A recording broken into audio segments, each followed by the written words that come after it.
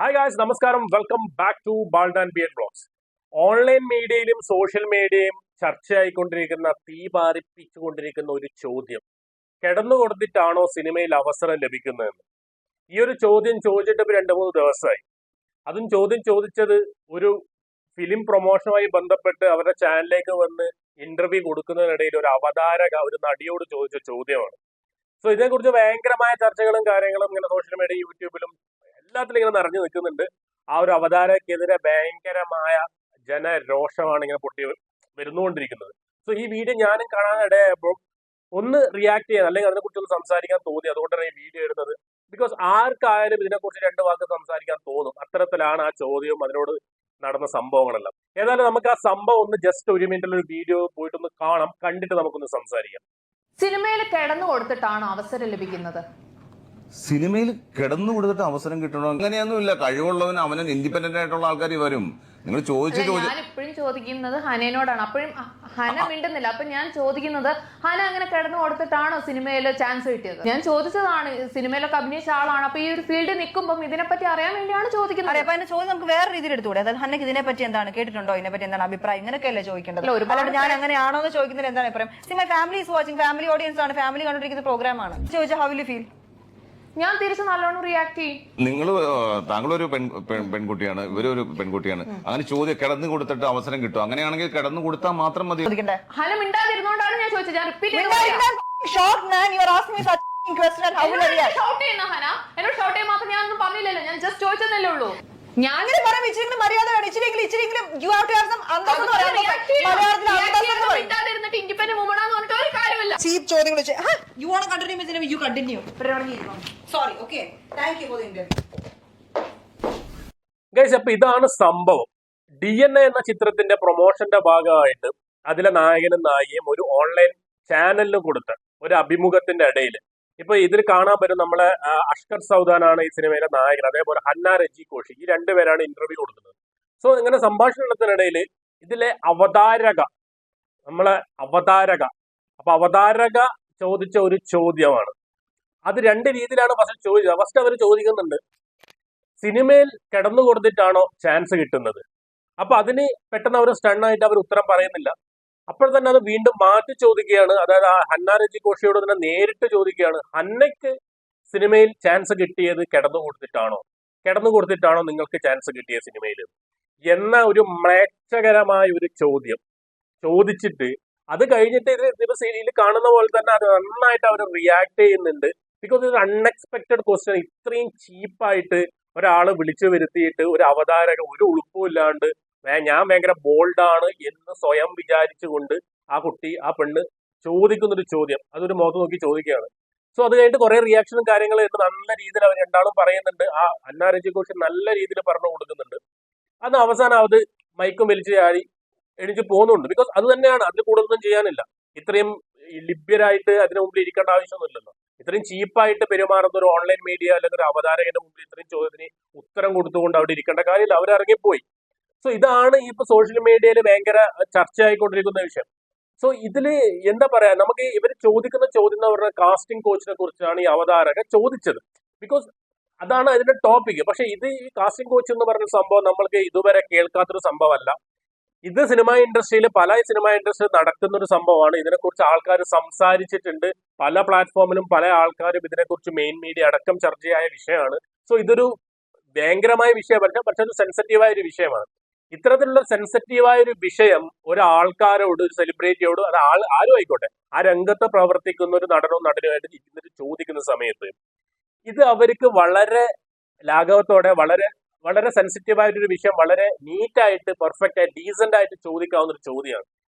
അല്ലാതെ ഇത് മുഖത്തടിച്ച് ചോദിച്ച്, അതായത് നിങ്ങൾ കിടന്നു കൊടുത്തിട്ടാണോ നിങ്ങൾക്ക് സിനിമയിൽ അവസരം കിട്ടുക എന്ന് ചോദിച്ചു കഴിഞ്ഞാൽ ആരും ഇതിൽ കൂടുതൽ റിയാക്ട് ചെയ്യേണ്ടതാണ്. പക്ഷെ അവർ അതിൽ മാത്രമേ ഒതുക്കി എന്നിട്ട് ഇറങ്ങിപ്പോയി. അത് മാത്രമേ സംഭവിച്ചിട്ടുള്ളൂ. അല്ലെങ്കിൽ വേറെ ആരെങ്കിലും ആയിട്ടിറങ്ങി ചിലപ്പം കാരണം നോക്കിയിട്ട് ഒന്ന് പൊട്ടിച്ചേനെ ആ അവതാരകയുടെ. എന്നിട്ട് ഈ ചോദ്യം ചോദിച്ചതിന് ശേഷം ഭയങ്കരമായ ഞാൻ ഭയങ്കര ബോൾഡാണ്, ഇത്തരത്തിലുള്ള സംഭവങ്ങൾ നടക്കുന്നുണ്ട്. സോ ഞാനൊരു ഇൻഡിപെൻഡന്റ് വുമൺ ആണ്, നിങ്ങളൊരു ബോൾഡായ സ്ത്രീയാണ്, അതുകൊണ്ട് നിങ്ങളത് റിയാക്ട് ചെയ്യുമെന്ന് ഞാൻ വിചാരിച്ചു, നിങ്ങൾ ഇതിന് ഉത്തരം തരുമെന്ന് വിചാരിച്ചു, എന്തൊക്കെയോ പറഞ്ഞിട്ട് അവതാരക മെഴുകുന്നുണ്ട്. അത് നമ്മൾ ഇതിൽ കാണാം. സോ ഇത് ഞാൻ പറയുന്നത് വെച്ചാൽ ഇത് നമുക്ക് ഈ ഒരു ചോദ്യം നമുക്ക് എങ്ങനെയൊക്കെ ചോദിക്കാം. അതും ഈ ഒരു നടി പറയുന്നുണ്ട്, നിങ്ങൾക്ക് ഈ ചോദ്യം വേണമെങ്കിൽ ഏത് രീതിയിലും ചോദിക്കാം. ഈ കാസ്റ്റിംഗ് കോച്ച് എന്ന സംഭവത്തെ കുറിച്ച് നിങ്ങൾക്ക് എന്താണ്, നിങ്ങളുടെ ഒരു ടേക്ക് എന്താണ്? അത്തരത്തിലുള്ള സംഭവങ്ങൾ ഇൻഡസ്ട്രിയിൽ നടക്കുന്നുണ്ട് എന്നുള്ള ന്യൂസ് ഉണ്ട്. സോ നിങ്ങൾക്കെതിരായ അനുഭവങ്ങൾ ഉണ്ടായിട്ടുണ്ടോ, അല്ലെങ്കിൽ നിങ്ങൾക്ക് ഇതിനെക്കുറിച്ച് എന്താണ് ഇതിനെക്കുറിച്ച് സംസാരിക്കാൻ ഉള്ളതൊക്കെ പറഞ്ഞിട്ട് വളരെ ഡീസന്റ് ആയിട്ട് ചോദിക്കാവുന്ന ഒരു ചോദ്യം. ഒരു വിവരം കെട്ട അല്ലെങ്കിൽ ഒരു കോമൺ സെൻസ് എന്ന് പറഞ്ഞില്ലാത്ത ഒരു അവതാരക, ഇവരൊക്കെ എങ്ങനെ അവതാരകയായി എന്നുള്ളതാണ് ഏറ്റവും വലിയ ഡൗട്ട്. ബിക്കോസ് ഒരു ബേസിക് കോമൺ സെൻസ്, ഒരു ചോദ്യം ഒരാളോട് എപ്പോ എങ്ങനെ ഏത് സമയത്ത് ചോദിക്കണം എന്നുള്ള ഒരു ബേസിക് കോമൺ സെൻസ് പോലും ഇല്ലാത്തൊരു അവതാരക എങ്ങനെ ഈ മീഡിയയിലൊക്കെ ജോലി ചെയ്യുന്നതുകൊണ്ട് വളരെ സഹതാപമാണ്, ദേഷ്യമല്ല സഹതാപമാണ് ഇവരോടൊക്കെ ഉള്ളത്.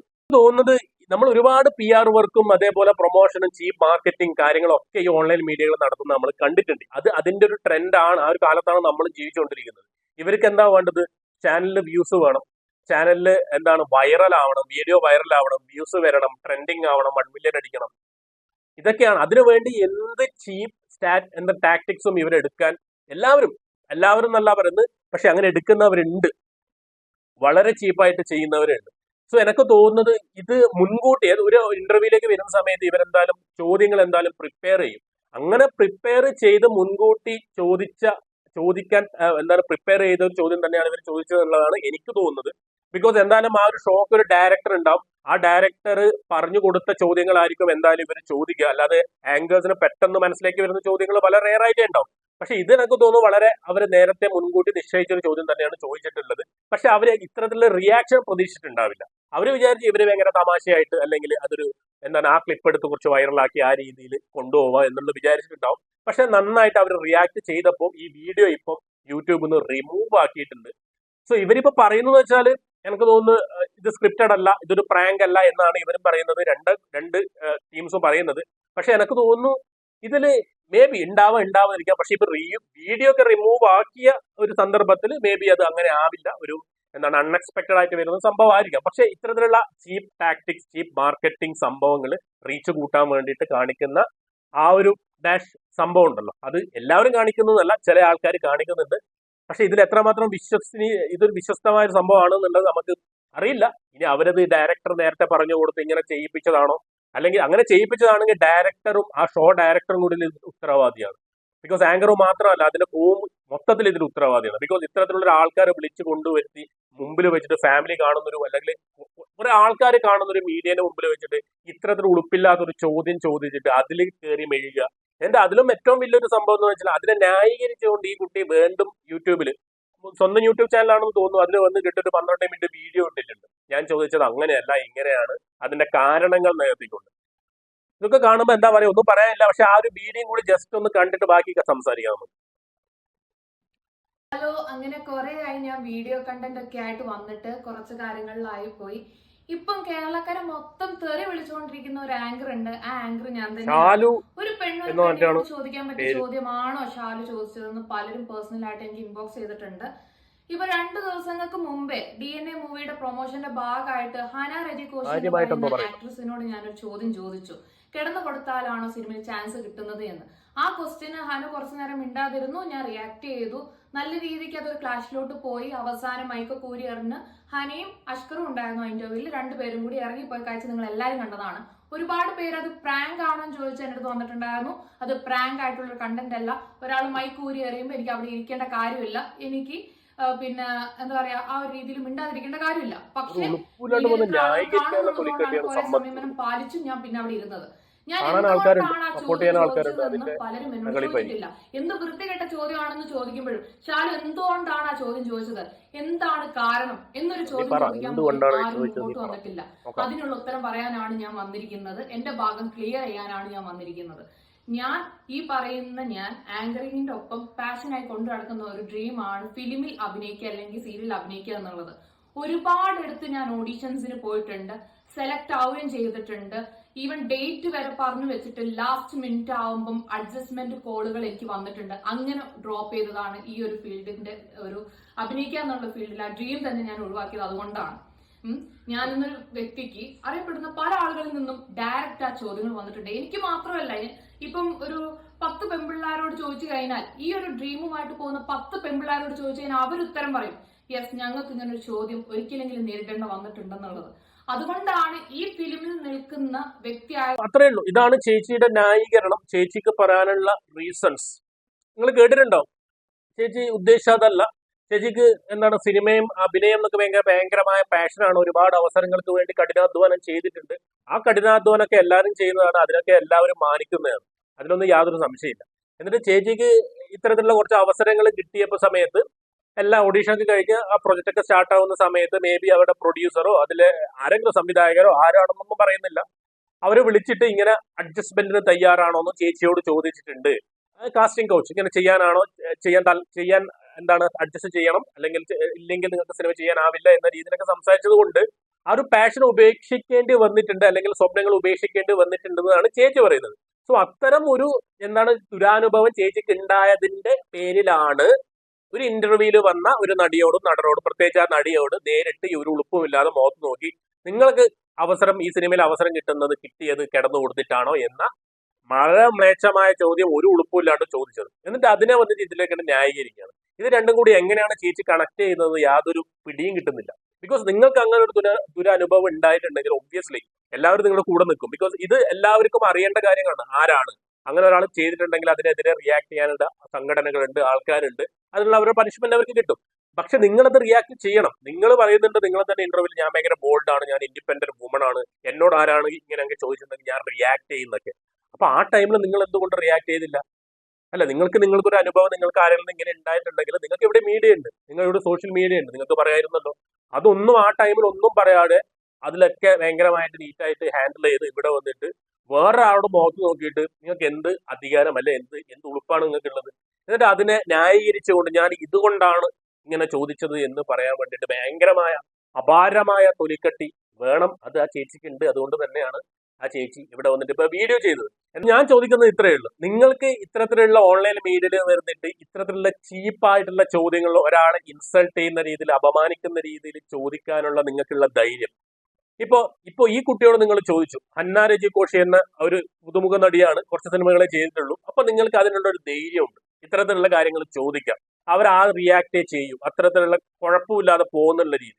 ഇതേ ചോദ്യം ഇവിടെ നിങ്ങൾക്ക് ഒരു പാർവതി തിരുവോത്തോടോ അല്ലെങ്കിൽ ഭാവനയോടോ അല്ലെങ്കിൽ വേറെ ഒരു സീനിയർ നടിയോടോ നടന്മാരോടോ ഇൻഡസ്ട്രിയിൽ അത്രയും എക്സ്പീരിയൻസ് ഉള്ള അല്ലെങ്കിൽ കുറച്ചും കൂടി ബഹുമാനം, റെസ്പെക്ട് ഉള്ള, അത്രയും അംഗീകാരങ്ങൾ നേടിയ ഒരു നടിയോടോ നടനോടോ ഇത്തരത്തിലുള്ള ഇന്റർവ്യൂവിൽ വന്ന് ചോദിക്കാനുള്ള ധൈര്യം നിങ്ങൾക്ക് ഉണ്ടാവും?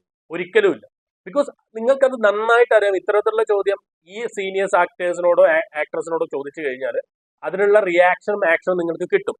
മറിച്ച് എക്സ്പീരിയൻസ് ഇല്ലാത്ത പുതുമുഖ നടിമാരെയോ നടന്മാരെയോ ചെറിയ ആർട്ടിസ്റ്റിനോട് വിളിച്ചിരുത്തി ഇത്തരത്തിലുള്ള ചോദ്യങ്ങളും എന്ത് കോപ്പറായോ നിങ്ങൾക്ക് ചോദിക്കാൻ കാണിക്കാം. അതിനുള്ള അവർ റിയാക്ട് മേ ബി ചെയ്യില്ല. അത് നിങ്ങൾ ഫണ്ട് രീതിയിലെടുക്കും, ട്രോള്, നിങ്ങൾ വൈറൽ, ചാനൽ വൈറൽ, റീച്ച് സാധനം. പക്ഷെ ഒരു പൃഥ്വിരാജോ മമ്മൂട്ടിയോ മോഹൻലാലോ വേറെ ആരോ ഉർവശിയോ ആരെങ്കിലും വന്നിരിക്കുമ്പോൾ നിങ്ങളിത് ചോദിക്കും? ഒരിക്കലും ചോദിക്കില്ല. നിങ്ങൾക്ക് അറിയാം നല്ല പണി കിട്ടുന്നുള്ളത്. സോ ചേച്ചിയുടെ ഇത്തരത്തിലുള്ള ചോദ്യങ്ങൾ കേട്ടിട്ട് ഇതിനൊരു റിയാക്ഷൻ നമ്മുടെ മറുപടി കൊടുത്തില്ലെങ്കിൽ നമുക്കൊരു മനസ്സമാധാനമില്ല. അതുകൊണ്ടാണ് ഈ വീഡിയോ ചെയ്തത്. സോ ചേച്ചിയോട് ഒരു ചോദ്യം മാത്രമേ ഉള്ളൂ അവസാനം, ഉളുപ്പുണ്ടോ ചേച്ചി?